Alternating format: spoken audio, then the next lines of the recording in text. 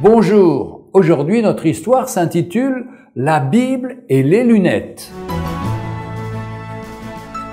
Un pasteur qui rendait visite à une dame âgée fut amené à lui demander si elle possédait une Bible. « Oh, monsieur le pasteur, lui dit-elle, comment pouvez-vous me poser une telle question?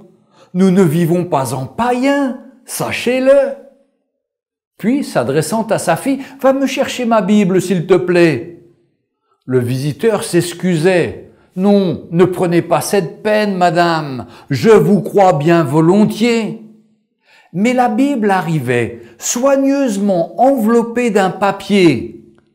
La vieille dame déplia respectueusement le paquet, prit le volume, mais n'eut pas à l'ouvrir, car il s'ouvrit de lui-même à l'endroit où une paire de lunettes se trouvait emprisonnée.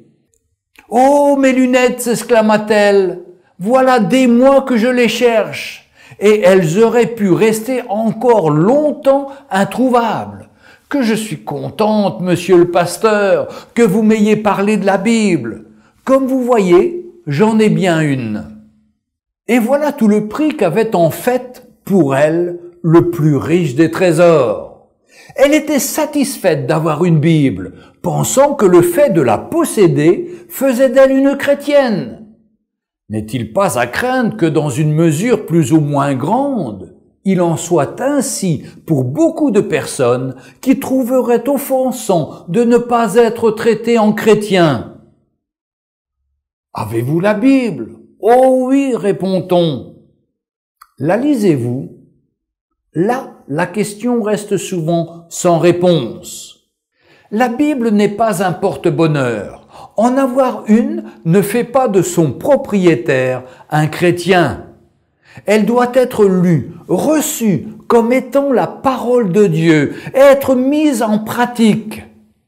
Celui qui possède une Bible sans l'ouvrir ressemble à un malade qui possède une ordonnance médicale bien rangée dans un tiroir et ne fait pas la démarche de se procurer les médicaments prescrits. Chers amis, sachez que si vous possédez une Bible et que vous ne la lisez pas, vous en êtes responsable. La Bible est la parole de Dieu qui nous dit que l'homme ne vivra pas de pain seulement, mais de toute parole qui sort de la bouche de Dieu. Vous trouverez ces passages dans l'Ancien Testament au niveau du livre du Deutéronome, chapitre 8, verset 3. Aussi dans le Nouveau Testament, dans l'Évangile de Jean, chapitre 4, verset 4. Dieu, à travers les siècles, a pris soin de nous transmettre ses paroles. Il est important de prendre du temps pour comprendre ce qu'il veut nous dire. La Bible est un livre extraordinaire, car son message est encore pour aujourd'hui.